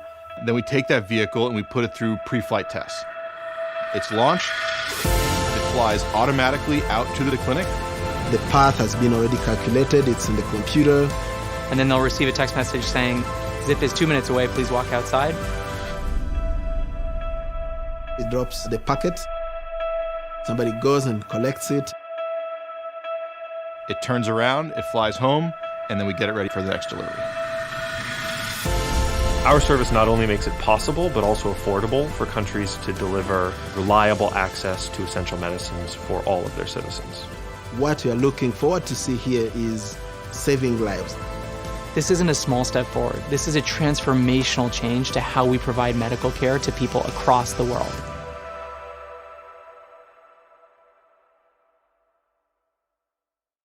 네. 영상 보시니까 어떠셨어요? 네. 우리가 생각했던 막 이렇게 돌아가는, 이렇게 촬영하는 그 4개 프로펠러 있는 그런 드론이 아니죠. 네. 그래서, 어떤 클리닉에서 이런 혈액이 필요하다 아니면 이런, 의약품이 필요하다라고 하면은 그거를 그 이제 지정된 클리닉에 이제 비행기가 친 생긴 드론이 발사가 되어져서 거기서 한 바퀴 돌고 그거를 드롭 아웃 한 다음에 바로 이렇게 돌아서 오는 거라서 개개인이 이렇게 조정을 해서 하는 그런 스타일이 아니라 이런 거리와 위치와 이런 거를 계산해서 이 드론 자체에서는 동력으로 인해서 갔다 오는 것까지가 있지만 이렇게 브레이크가 있고 이런 게 아니래요. 그래서 이렇게 돌아오면 나중에 다른 영상도 여러분이 한번 여기 밑에 한번 찾아서 한번 보세요. 그래서 이렇게 오면은 나중에 이제 그 원래 기지로 돌아온 그 드론을 멈추는 장면도 되게 재밌던데 이렇게 뒤에 갈고리 같은 게 있어서 끈이 이렇게 있고 갈고리에 이렇게 딱 걸린 상태에서 이렇게 착 안착을 하더라고요. 그래서 하여튼 사람을 살리는 어떻게 보면은 사람을 살리는 곳에 활용되는 기술 그리고 그거에 투자한 구글 그리고 그거를 만든 짚라인이라는 회사 다 대단한 것 같죠. 네. 자, IBM에서도 역시 이제 인공지능 왓슨 한번 들어보셨을까요? 교수님의 친오빠가 아산병원에서 근무를 하세요. 그리고 암과 관련된 이런 거를 분석을 하고 하는 병리학자인데, 이런 병리학자들이 여러 가지 세포들을 이제 사진을 찍어가지고 의심이 되는 사람들의 조직 검사를 한 다음에 그거를 다 이제 현미경 뭐 이렇게 봐가지고 이거는 암세포이다 이런 것들을 판명을 하는데 IBM에서 이 만든 인공지능 왓슨은 더 사람이 보는 것보다 더 수많은 AI와 관련된 데이터들을 인식을 하고 학습을 하고 그 다음에 이제 진단을 한다는 거죠. 그래서 인공지능 왓슨을 기반으로 메모리얼 슬론 케이터링 암센터, MD 앤더슨이 텍사스에 있는 굉장히 유명한 암과 관련된 병원인데, MD 앤더슨 그리고 클리블랜드 클리닉과 같은 굉장히 이제 유명한 회사들과 의료계와 협력을 확대하면서 진단, 시약, 임상시험, 암 유전체 분석 등 의료 문제를 해결하는 데 도전을 한다. 그래서 이게 IBM 왓슨이 굉장히 유명해지고 있습니다. 그래서 이렇게 이제 우리가 공룡 IT 기업들이 헬스케어로 디지털 헬스라는 명목하에 진출을 하는 것들을 보신 바와 같이 이런 산업 간의 경계가 마치 이제 다 허물어지고 융복합이 되어가는 것 같아요. 마치 우리 학교에서도 여러분이 실버산업학과를 들어왔지만 실버산업학과 내에서도 교수님의 보건을 들으시기도 하고 이성준 교수님의 경영도 들으시고 사회복지의 이런 사회복지 마인드를 가지기 위해서 또 이런 수업도 들으시고 지금은 또 이제 또 21학번부터는 뭐 ICT와 관련된 교양 수업을 반드시 들어야 되고 4차 산업혁명을 대비를 하기 위해서 점점 변해가는 그 소용돌이 내에 이런 학문 간의 벽이 허물어지고 융복합이 되고 있다는 거는 교수님이 진짜 체험을 하고 있고요. 네. 그래서 이런 디지털 헬스 쪽에서도 더더욱이 허물어지는 산업 간의 경계를 목격을 할 수가 있다. 그래서 2018년에 미국 대형 약국 체인 CVS라는 대형 약국 체인이 있거든요. 근데 그 대형 약국 체인에서 보험사 아테나라는 그 보험사 굉장히 기업이죠. 보험 기업인데 인수를 했고 구글 같은 경우에는 보험사 스타트업에서 오스카에 투자를 하고 있고요. 제약회사 이번에 또 제약회사 노바티스라는 제약회사에서는 디지털 헬스케어 스타트업이라는 페어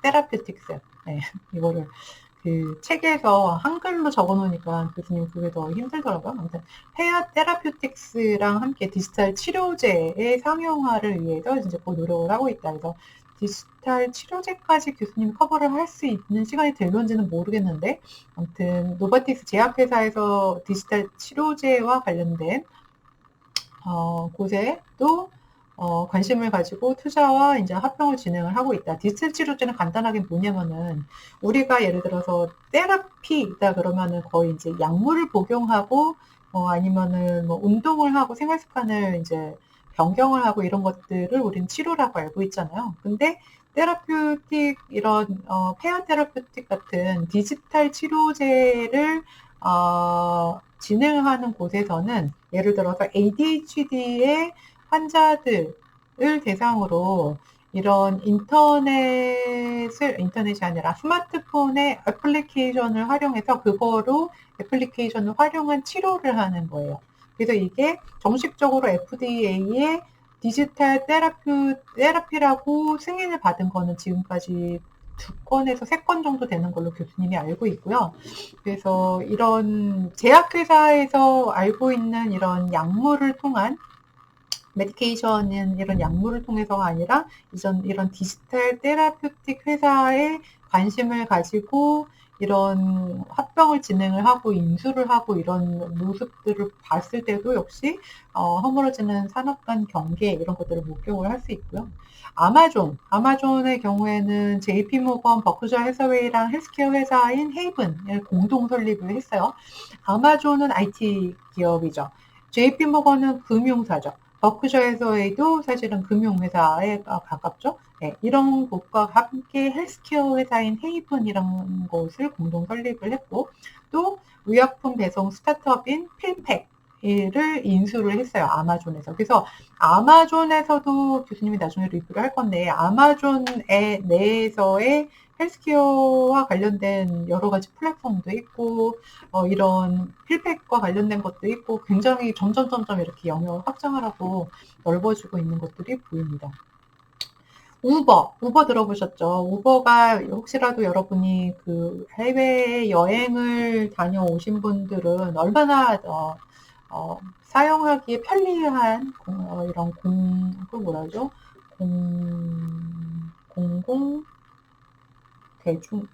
대중교통은 아니고 아무튼 공공도 아니고 네, 아무튼 우리가 택시를 잡는 게 아니라 개개인이 소유를 하고 있는 개인의 차를 잠시 이용을 하는 이런 시스템인 거죠. 그래서 우버가 우리나라에 들어오려고 했는데 결국은 택시 집단, 택시 노조에서 반대를 하면서 타다라는 그거가 이제 결국은 법률적인 부분까지 가서 이제 승인을 못 받았죠. 그래서 하지만 미국이나 유럽 같은 경우에 가면은 우버라는 거가 굉장히 많이 활성화가 되어 있고, 그리고 무슨 아시아권에 가면은 그랩이라는 이런 교통수단으로 개인들이 하는 거를 접목을 시켜서 활성화가 되고 있는데, 우버에서는 이런 교통수단으로서의 우버의 원래 기능 플러스 코로나로 인해서 핫해진 이 우버의 기능 중에 하나가 우버이츠, 우리나라에도 쿠팡이츠처럼 이런 음식물에 대한 딜리버리, 네, 중개 딜리버리라고 할까요? 네, 이런 것들을 하고 있는 것처럼 우버에선 또 하나 야심차게 지금 기획을 하고 준비하고 있는 게 병원과의 협력을 통해서 차량 공유 서비스로 환자를 이동하는 수단을 제공하는 것까지도 지금 설계를 하고 있고 파일럿으로 진행이 됐나 이렇게 진행이 되는 걸로 알고 있습니다. 마치 그런 거죠. 이제 사회는 고령화가 되고 고령화가 되면은 혼자 스스로가 할 수 없는 것들이 굉장히 많죠. 근데 뭐 예를 들어 저희 세대의 경우에는 적어도 형제가 2명, 3명이 돼요. 그래서 저희 어머니, 아버지가 그래도 지금 같이 사시기 때문에 두 분이, 적어도 아버지는 85세이신데 운전이 아직까지는 가능하시다 보니까 어머니는 한 달에 한 3번, 4번 정도는 병원에 꼭 가셔야 되는 것 같아요. 대형 병원에. 그러다 보니까 그때 아버지가 운전을 해주시거나 뭐 두 분이 이제 더 필요한 경우에는 저희한테 호출을 하시거든요. 근데 그게 우버 같은 이런 회사에서 병원까지 내가 이렇게 갔을 때 그거를 도와주고 이제 협력을 해주는 회사가 생긴다면은 교수님은 진짜 굉장히 만족하면서 그 서비스를 이용을 할 것 같아요. 그게 택시보다 조금만 돈을 더 추가를 해서 만약에 활용을 할 수 있다는 그런 것들을 지금 이제 미국에서는 개발하고 있다는 거죠.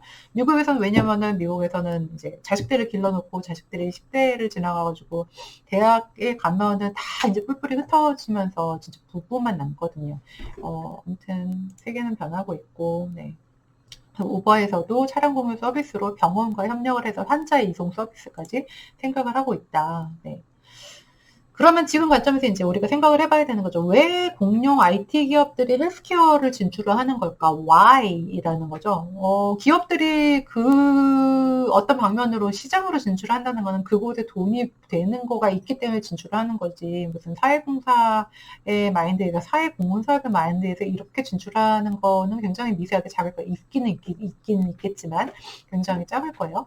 그래서 왜 공룡 기업들이 헬스케어 분야로 진출을 하느냐를 한 번 정도는 생각을 해보자는 거죠. 네. 그래서 생활 수준이 향상을 했고 고령화로 인해서 더 나은 헬스케어의 서비스에 대한 수요가 증가를 할 거라고 대기업들에서는 이미 예측을 하는 거예요. 마치 예전에는 우리나라에서 요양원 산업을 진출을 할 때, 요양원 산업을 할 때 개개인이 사회복지 자격증을 따가지고 그냥 구멍가게 식으로, 구멍가게라고 표현하면 안 되지만 아무튼 개인 사업 일환으로 하나에서 한 3개 정도의 요양원을 사업으로 진행을 했죠. 근데 3년 전에 어떤 변화가 있기 시작했냐면은 KB손해보험에서 이제 우리 학교와 조금 관련이 있기도 한데 아무튼 KB손해보험이라는 대기업에서 요양산업에 진출을 합니다. 그래서 주간보호센터랑 요양원을 이미 차렸고 대기업에서 만든 요양시설이라는 이런 포장으로 사실 대기업 진출하면 마치 그런 거죠. 우리 저기 앞에 구멍가게 개인이 하시는 슈퍼마켓 가는 거랑 이마트 가는 거랑 느낌이 어떠세요? 왠지 이마트 가면은 굉장히 더 다양한 이런 물품들을 볼 수 있을 것 같고 뭐 거기서는 인사들도 교육받은 직원들이 인사도 굉장히 잘하고 뭐 가격도 어떻게 보면은 더 많이 그쪽에서 구입을 하면서 가격에 대한 경쟁력도 뭐 슈퍼마켓에서는 1,500원 사는 거, 뭐 여기는 세일 행사하고 막 이런 것도 하면서 더 싸게 살 수 있고 막 그러면서 주위에 도태되는 구멍가게들은 결국은 슈퍼마켓들은 망하고 대기업들이 많이 살아남고 이런 생태계를 보셨잖아요. 그러니까 요양원도 대기업에서 진출을 하고 있고 KB뿐만이 아니라 다른 곳에서도 지금 점점 더 이쪽으로 네. 우리가 얘기하는 실버 산업의 분야로 대기업들의 이런 접목과 이런 접근이 많이 관찰이 되고 있다는 것을 볼 수가 있는 거죠. 그리고 KB손해보험이 그렇게 요양 산업에 진출을 했을 때 KB생명에서는 이제 박연남 교수님이랑 같이 KB 치매 총명학교, 복지관에서 할 수 있는 치매 총명학교의 버전을 만들어가지고 5년 차로 진행을 해왔습니다. 왜? 복지관에 있는 펀드를 이용하면은 진짜 막 500만 원 쓰는 게 굉장히 어렵거든요.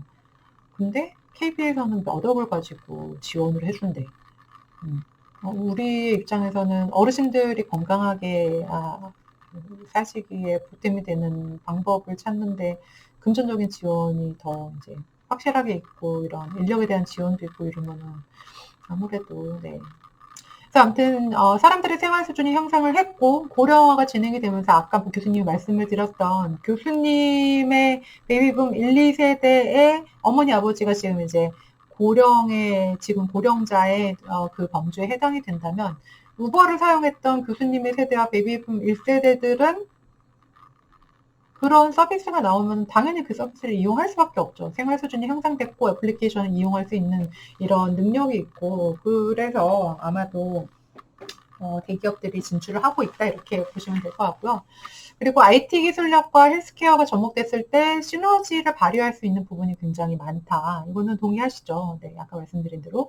세 번째는 헬스케어 축이 진단 치료에서 예방 및 사전 치료로 변화가 많이 이루어졌다. 그래서 이 교수님이 건강관리론 수업을 들으신 분의 경우에는 예전에 의료의 차원에서는 진단을 내리고 병원에 가면 하는 일들, 병원에 가면은 진단을 내리고 그거에 대해서 약물을 처방한다든지 아니면 치료를 한다든지 테라피를 진행을 하죠. 근데 보건의 입장, 건강관리, 헬스케어의 입장에서는 가기 전에 미리 막는 사전 예방적인 이런 사전 치료, 사전 예방, 그래서 더 악화되는 거를 방지를 하는 것에 더 초점을 맞추고 있는데 지금은 예방 차원의 만성질환 관리라든지 이런 것들도 우리가 3차 예방의 관점에서 진단을 받고 나서 뭔가의 재활을 하는 것보다는 일어나기 전에 1차, 2차 관점에서 예방을 하는 거를 목적으로 하는 행위들이 더 이제 만연을 하고 있고 더 사람들의 관심을 가지고 있고 직접적으로 실행하는 사람들도 그렇기 때문에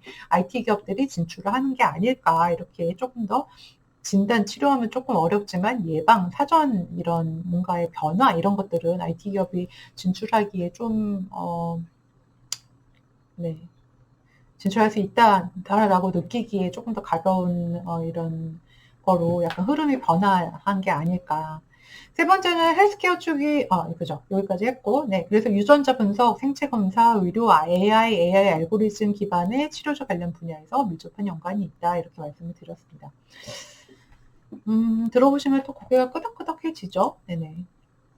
근데 한국의 디지털 헬스케어의 현실은 어떠한가라고 저자는 이렇게 얘기를 하고 있습니다. 글로벌 디지털 헬스케어 상위 100대 기업 중에 국내 스타트업은 없다고 합니다.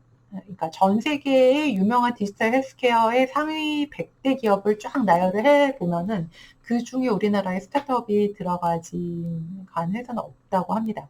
그거는 왜냐면은 첫 번째는 특수한 의료 시스템, 우리나라는 전 국민 건강보험을 진행을 하고 있고, 여러 가지 전 국민 건강보험을 실시를 한다는 거는 굉장히 커다란 장점도 있어요.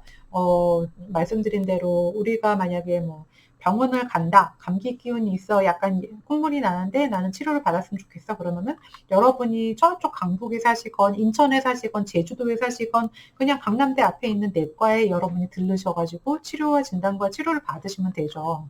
근데 미국 같은 경우에는 내가 전 국민 건강보험으로 전 병원과 이런 약국을 컨트롤하는 것이 아니기 때문에 예를 들어서 굉장히 커다란 뭐 G 헬스케어라는 회사에서 그 회사에서 계약이 된 그 병원, 지정된 병원에만 갈 수가 있어요.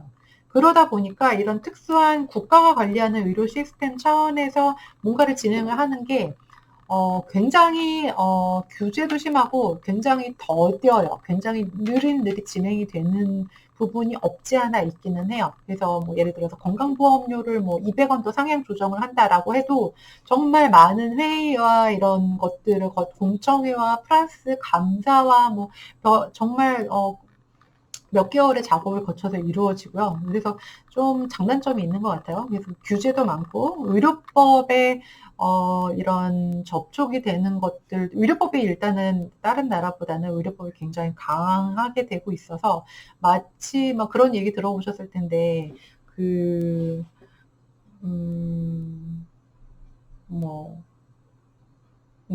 운동 처방사가 병원에서 근무를 하는 거를 운동 처방사를 의료인으로 볼 것인가 아니면은 관리사로 볼 것인가 뭐 이런 부분에서부터 좀 복잡한 이런 것들이 있습니다.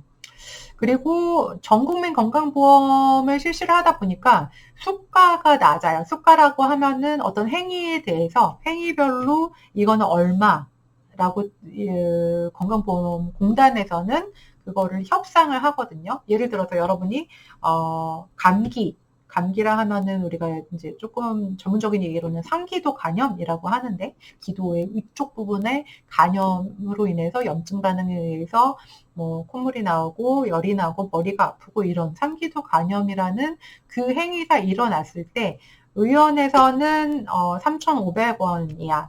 그리고 대형 병원에서는 5,000원이야 라고 해서 매년 그 수가를 건강보험공단과 그 의협 소위 말하는 의협에서 매번 이제 계약을 해요.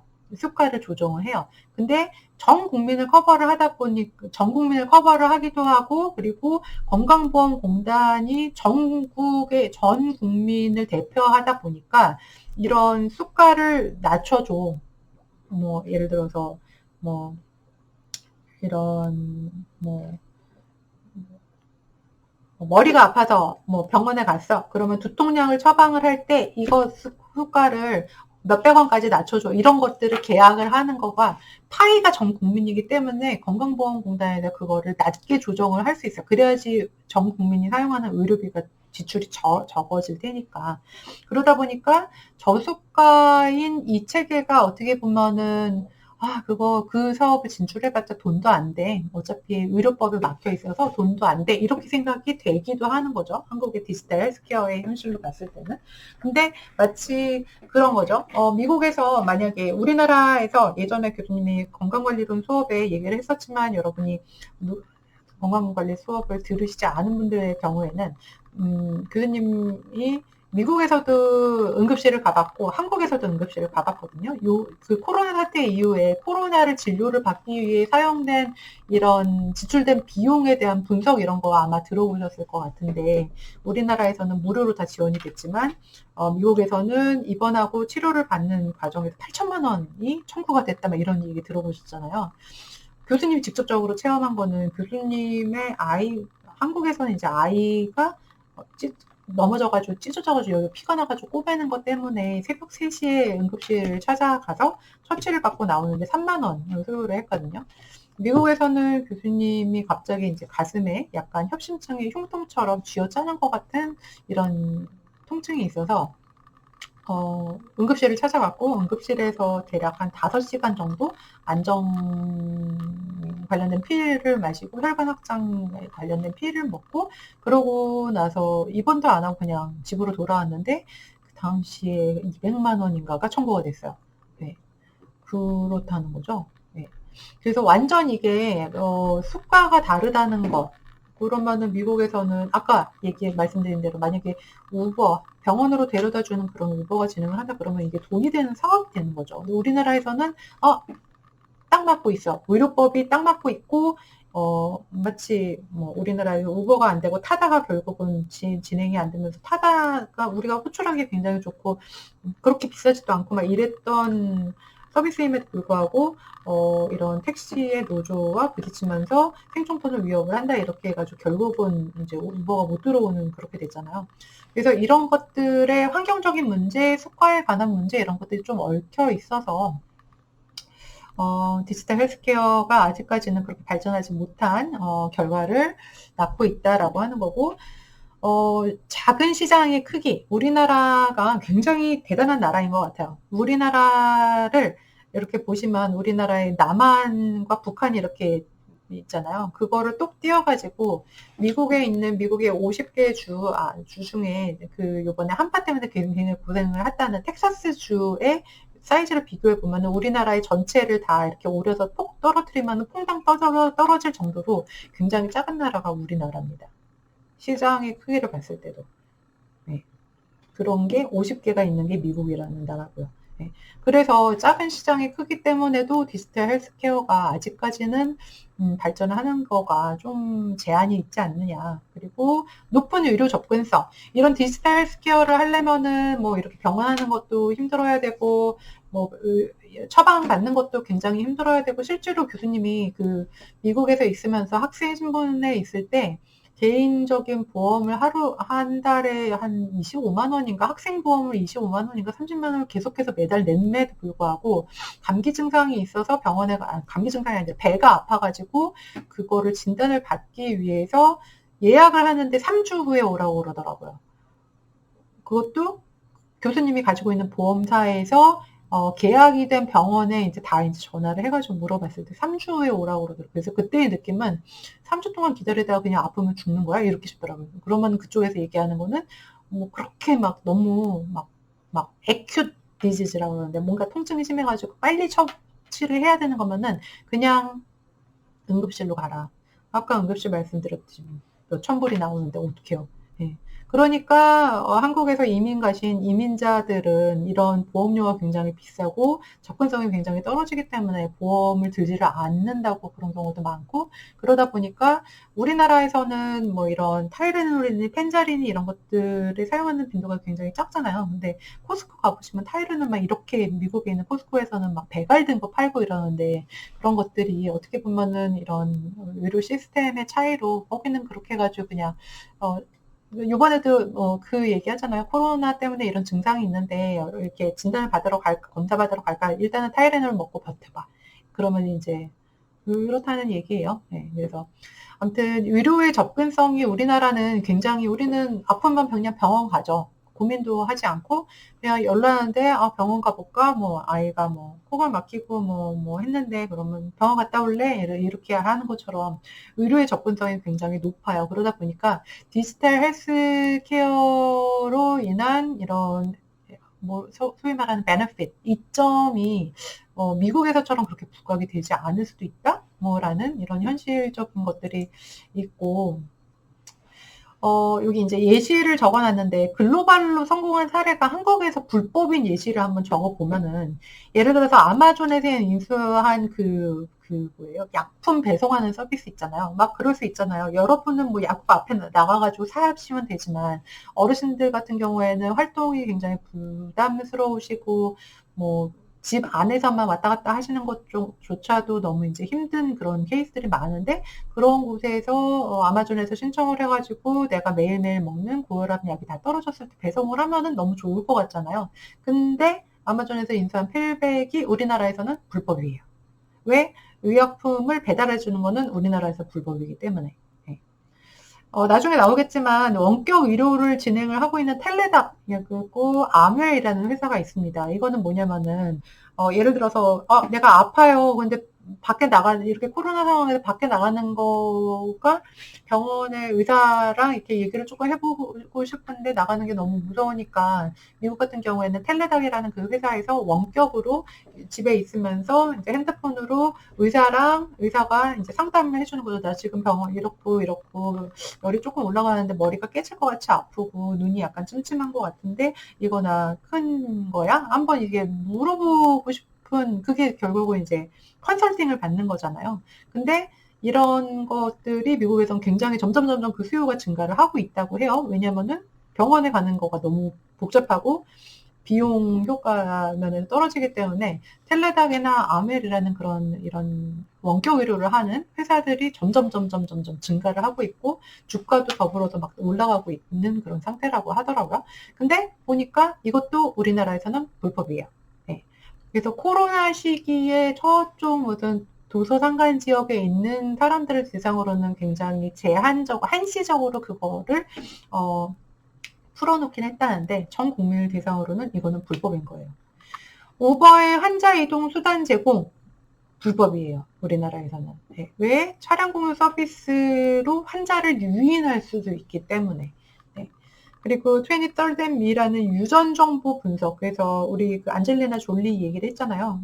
유전 정보를 분석을 해서, 이것도 이제 이후에 교수님이 더 다룰 건데, 미국에서는 그 유전 정보를 분석을 하는 건수가 굉장히 많이 늘어나고 있고, 비용도 굉장히 많이 떨어졌다고 해요. 대다수의 사람들이 사용을 하다 보니까.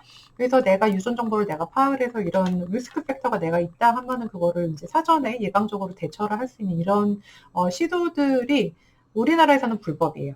유전 정보. 그래서 우리가 무슨 드라마 같은 데 보면은 이런 유전 분석하는 거를 미국에 보내죠. 네. 그런 것들을 볼 수가 있습니다. 그래서 디지털 스퀘어가 우리나라에서는 아직까지 제한적이라는 이유는 이런 여러 가지 이유 때문에 그렇다고 합니다. 네. 그래서 여기까지 일단은 수업 첫 슬라이드에 해당이 되는